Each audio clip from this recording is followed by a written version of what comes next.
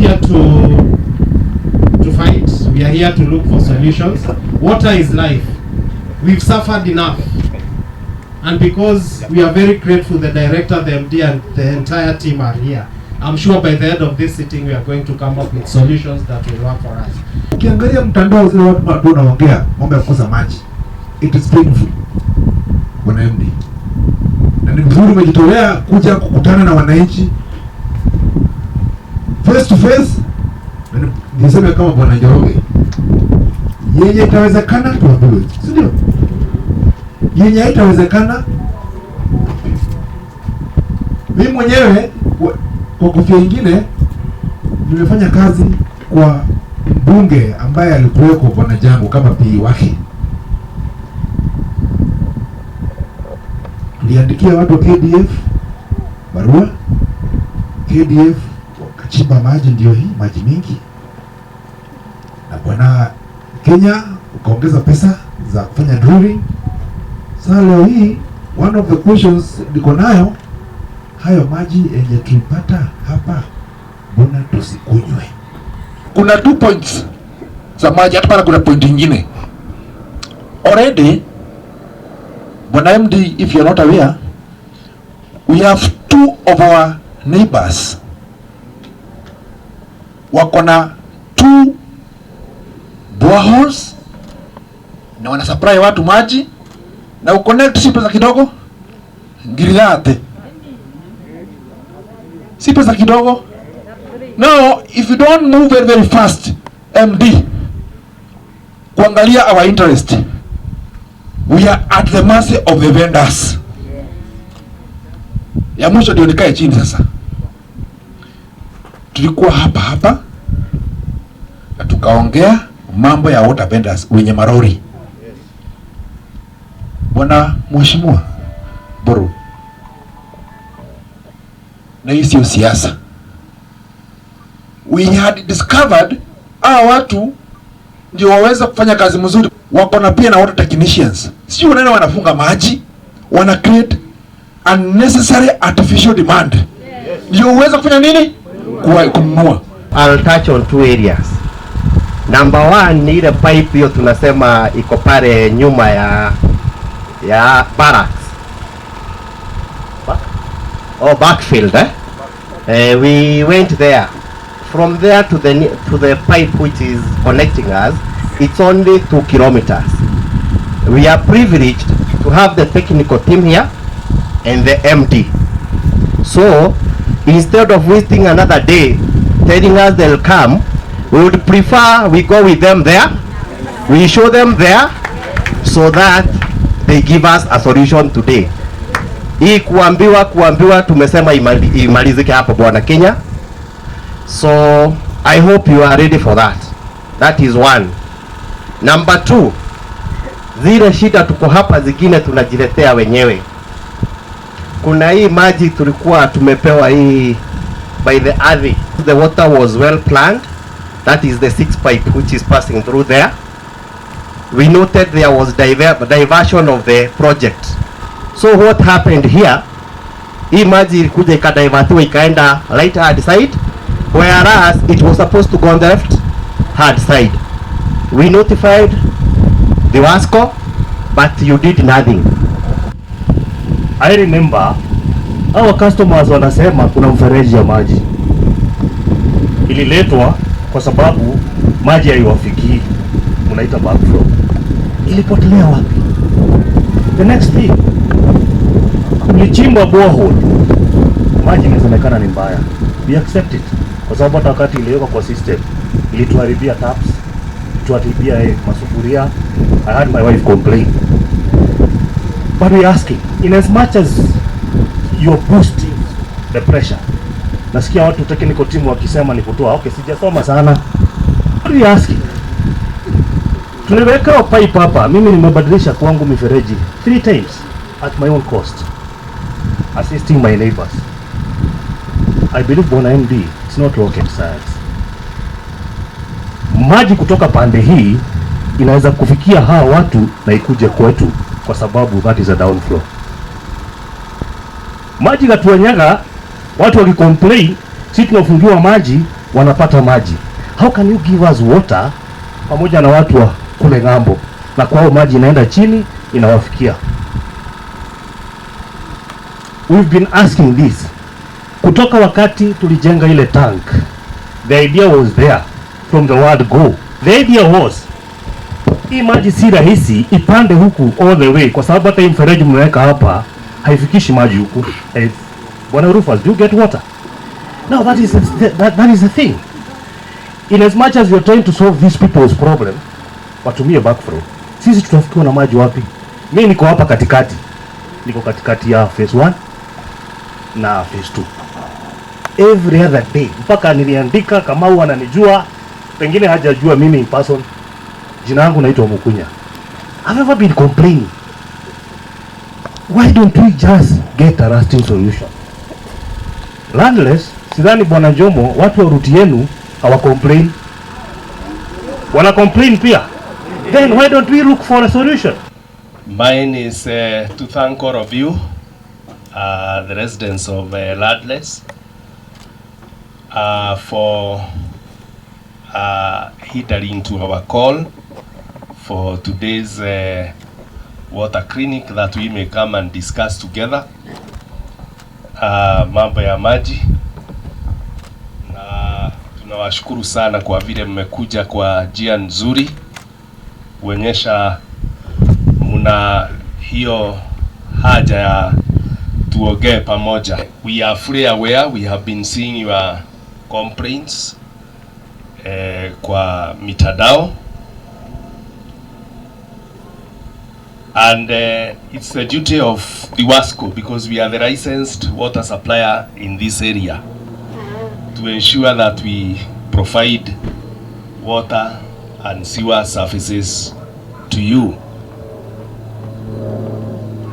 However, we may not have served you to the required standards because of the status of our current infrastructure. You may not be aware, but the facility that we have at our treatment works at the falls, it produces, or its capacity is at 6,000 meter cubed a day. That is 36 million liters a day.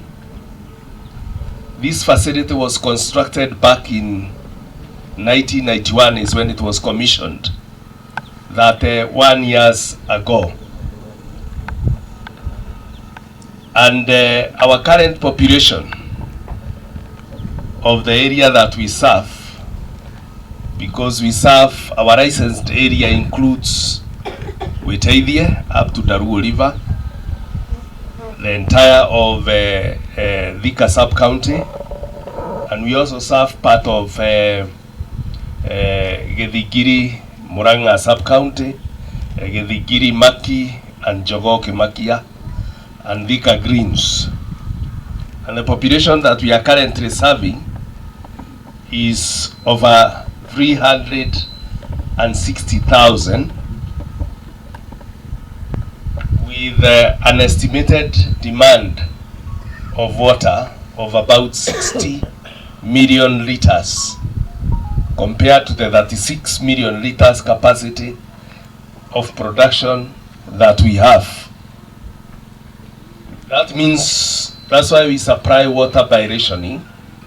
If we had the 60,000, then we would be able to supply water 24/7. But now we are not able because of the production. The other challenge is when it's dry like this, we have many challenges that comes to us. One of them is that the river levels goes down, and currently we are experiencing low levels at Thika River. We have two intakes, one at Chania River, the other one is at Thika River. And in Thika River we are experiencing low flows. Thika River is where we have the Kaine Dam upstream. And that takes water to Nairobi, and it gives us a third of our water abstraction that we abstract from the two rivers. And also when it's dry like this, the demand for water also becomes high. As you are aware, there are some people who have water their grasses. People at times, like now, you may shower twice, even thrice in a day. So the demand for water actually goes up. And that also becomes a challenge. The other challenge we had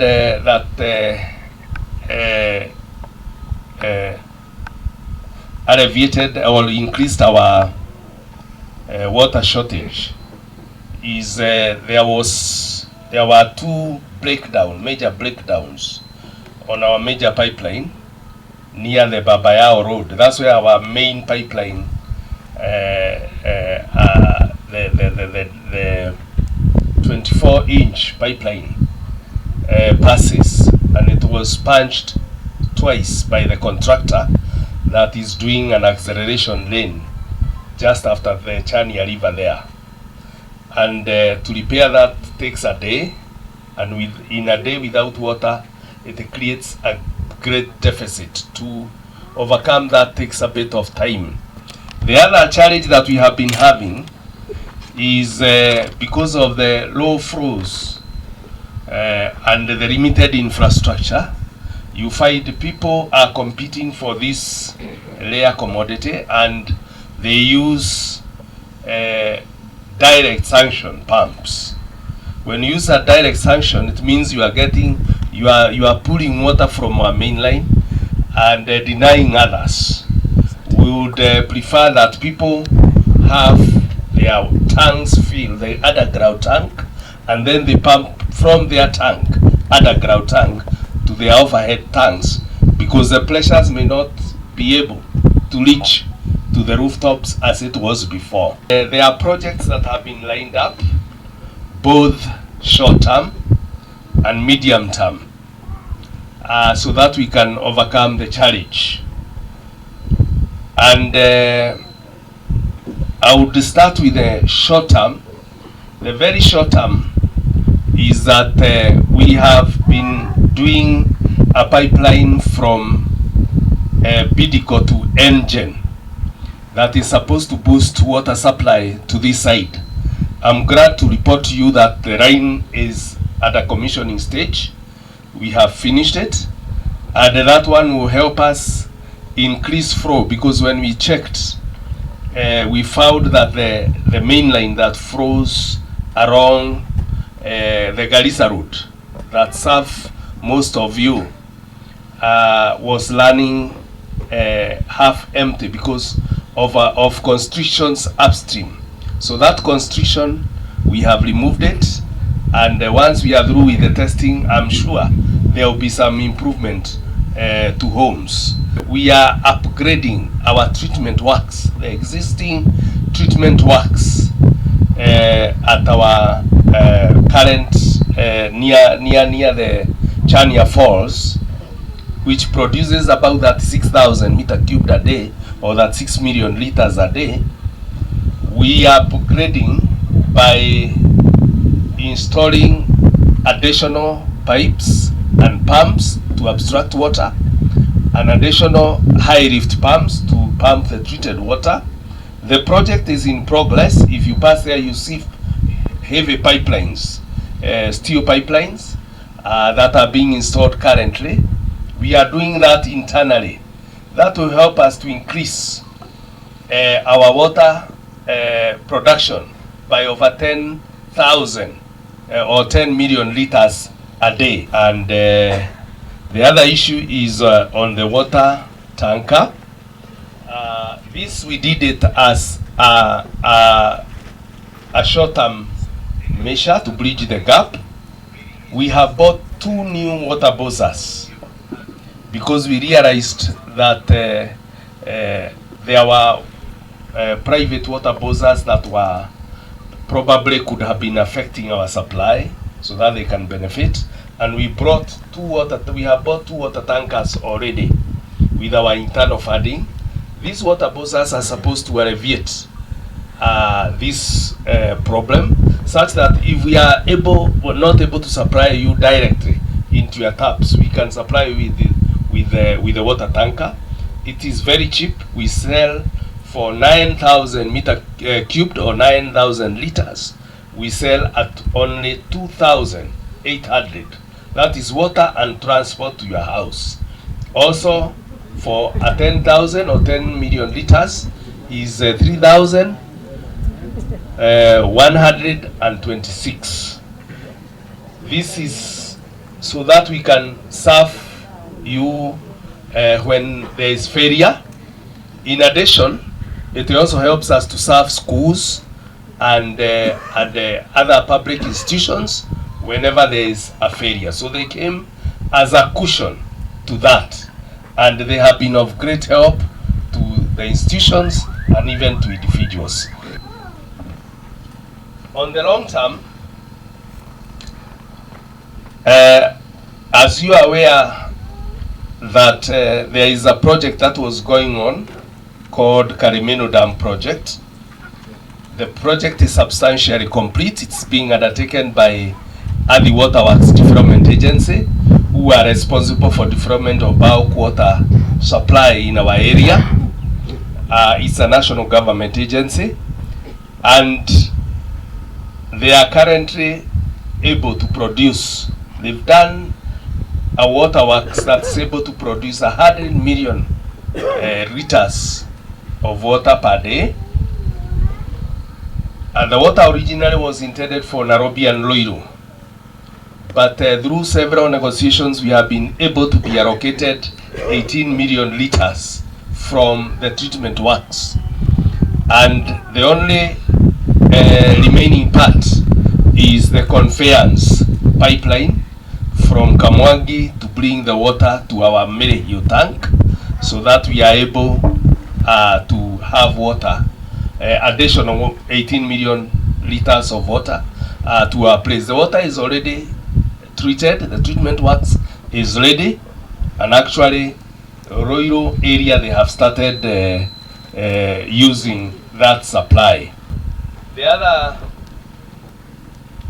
project that we have, and is our main project that will change our situation, is what we call Thika Githunguri Water and Sanitation Project, being funded by DSIF, that is the NIDA Sustainable Infrastructure Funding.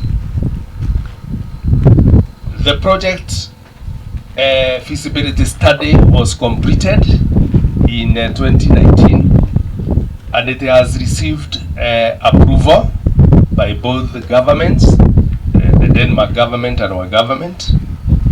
And the consultant actually, for detailed design of the infrastructure, was in our office yesterday to start the works.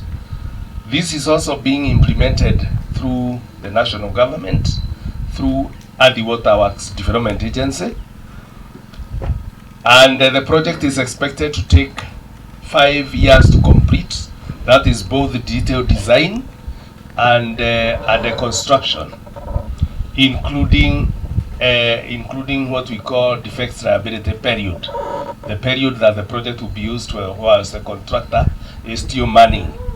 So we expect it to be substantially complete in 4 years. And as I said, the contractor, the consultants for detailed design and tender documentation, and they are also the supervising consultants, commenced their works yesterday. We had a meeting with them. The project composes of 2 new raw water intakes that will be low height dams. So we will be able to store water to cater for dry seasons like this at the confluence of Kiama and Thika River. We also have another laced intake on the Chania River, and both will be storing water for us for use during the dry season, so that we are not affected during the dry season. It also consists of a new 36 million liters of water treatment works and an additional storage of treated water around, that is tanks near our service areas of 55 million cubic or 55 million water, additional water storage. Currently our storage is about 19 million. So you have an additional 55 storage capacity within our area. It will also have new sewerage pipeline to serve almost the entire of Thika sub-county. That will include three new additional sewage treatment works. One will be at Pilot, that will be treating about 23 million liters of wastewater, and that one will be conventional, where we will be generating electricity such that we are able to reduce our electricity consumption and reduce the cost of the water production. The other one will be at Nanga, that will serve the river side of this area, and the other one will be at Gatuanyaga, that will be 7 million liters a day. And in addition, there will be major rehabilitation works that includes the trunk sewers and the laterals to the homes, so that people are connected. The pipeline passes your house, you only connect your sewer, so you only cater for the pipeline from your place to the manhole. Also, it will include water networks that will improve our network of water, so that we have adequate pipeline. One of the issues that people have raised is the bidding issues, and we have our commercial department here with us. So any issue that pertains to bidding issues, individual issues, they'll be able to handle. Once we confirm you have not been receiving water, then they'll be able to give you a credit. Kwa majina mimi naitwa Peter Mboro Mungai, na mimi ndiye MCA mliyechagua hapa Kameno Ward. Mimi ni mzaliwa na mkaaji wa hapa Kameno, na wakati shida za hapa Kameno zinatajwa, mimi mwenyewe zinaniguza moyoni. We need solutions. Hii mambo ya kuambiwa itafanyika has been an issue all through Bwana MD. We want to task you, please, na sisi tunakutuma. Mimi najua mambo ya maji inahusiana sana na kule Kiambu na national government. Lakini let us not have the same public participation whereby tunaambiwa mambo itafanyika. We need action, and I would really want you to put it as a matter of your concern. Leo tulikuwa tumekuja katika mkutano wa kutafuta suluhu ya shida ya maji ambayo imekuwa ikitusumbua sisi kama wakaaji wa hapa Kameno. Na hii shida imekuwa kwa miaka mingi sana, na tumekuwa tukiahidiwa ya kwamba tutatatuliwa hiyo shida. Na siku ya leo tumekuwa na mwakilishi mkubwa wa THIWASCO ambayo ni kampuni inayotuuzia maji hapa Thika, na ametuelezea zile mikakati ambazo ako nazo. Na ni mikakati mzuri kwa sababu ametaja ya kwamba Karimeno Dam itakuwa inatupa 18 million liters, na kuna mipango zingine ambazo wako nazo za long term za kusuluhisha hii shida. Lakini siku ya leo sisi kama wakaaji wa hapa Kameno tulikuwa tunataka short term solutions, kwa sababu kwa hakika hatuna maji kule kwa nyumbani kwetu. Na hapa tulipo katika huu uwanja tuko na borehole ambayo ilikuwa imechimbwa miaka kadhaa imepita, na kwa hakika hii borehole haijakuwa ikitumika. Na siku ya leo ndio tumesema tukuje tusikizane kama wakaaji wa hapa Landless, tukubaliwe tutumie ile borehole ndio tuweze kutatua hii shida ya maji as a short term solution as we wait for the long term solution ya maji. Hiyo borehole ilitengenezwa na KDF ambao wako within hapa Kameno Ward as a way of giving back to the society, na sisi tumeshukuru sana kwa hiyo kazi ambayo pia ilikuwa imefuatiliwa na mbunge aliyekuwa hapa wa Jango. Shida ya maji kwa hakika tunaelewa imekuwa shida ambayo imekuwa hapa kwa muda mrefu. Tunaomba hii shida ya maji inahitaji fedha. We need the Ministry of Water to consider, especially sisi kama watu wa Thika, kwa sababu we need long term solutions za hii shida ya maji kupitia financing ya zile project ambazo bwana MD amesema. That is the only way, kwa sababu the way things were last 10 years is not the same way they are today. Huku hakukuwa na watu wengi wakati ule, lakini kwa sasa Kameno na Thika at large kuna watu wengi sana. Kwa hivyo hii shida ambayo iko ni tunahitaji additional maji ambayo inatoka kule kwa THIWASCO ikifikia watu wetu. Mimi naitwa Moses Kinya, ndiye mkurugenzi wa maji safi na maji taka mjini Thika, na kwa siku ya leo tumekuwa na mkutano na wakaaji wa upande huu wa Landless, tukizungumza jinsi tutakavyo edesha huduma ya maji safi na maji taka katika upande huu, na tukawaelezea yale mikakati ambayo tuko nayo ya muda mfupi na ile ya muda mrefu.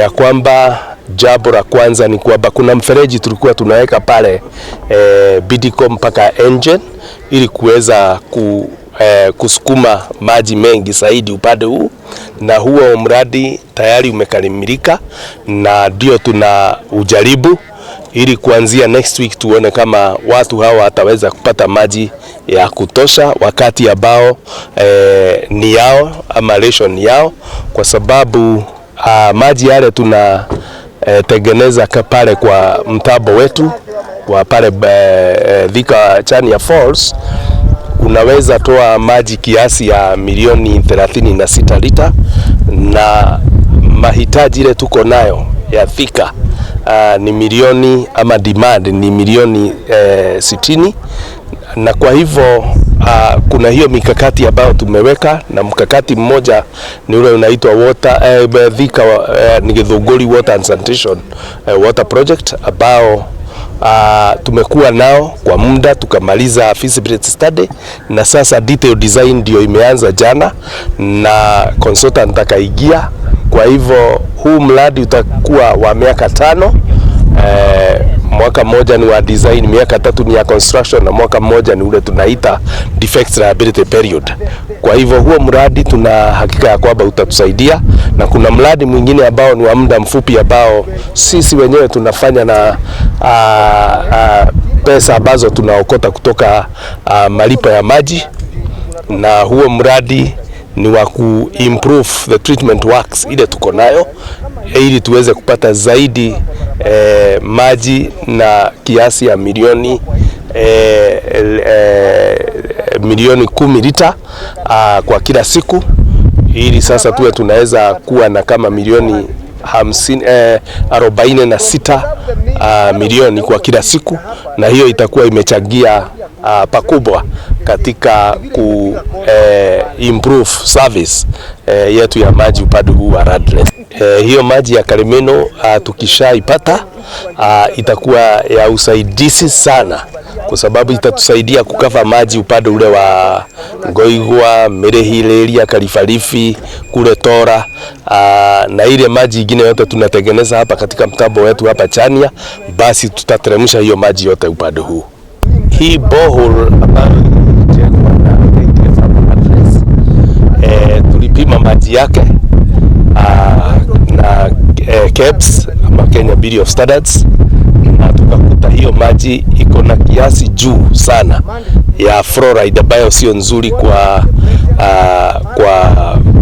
inaweza kuwa na madhara watu wakikunywa, na kwa hivyo tukaona hatuwezi kuidevelop kwa sababu fluoride yake ilikuwa 31 milligrams per liter compared to the required 1.5 maximum milligrams per liter for fluoride. So if we give it to people, it will affect their health, it will affect afya yao. Kwa hivyo ndio tukakosa kuidevelop.